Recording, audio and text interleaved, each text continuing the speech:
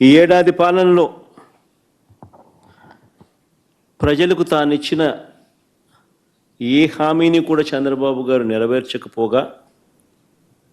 అన్ని రకాలుగా ప్రజలను ఇబ్బందుల పాలు గురి చేస్తూ ఉన్న నేపథ్యంలో రైతులకు సంబంధించి డిసెంబర్ 13, 2024 రైతు సమస్యలకు సంబంధించిన తాను ఎగరగొట్టిన రైతు భరోసా సొమ్మును డిమాండ్ చేస్తూ రైతన్నలకు గిట్టుబాటు ధర రాని పరిస్థితిని రైతన్న తరపున లేవనెత్తుతూ ఉచిత పంటల బీమాను తాను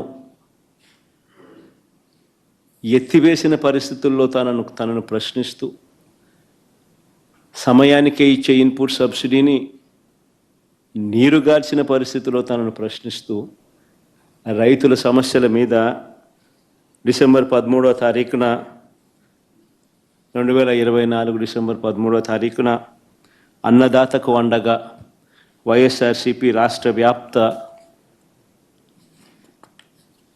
ధర్నా కార్యక్రమానికి పిలుపునిచ్చి రైతులకు తోడుగా నిలబడింది.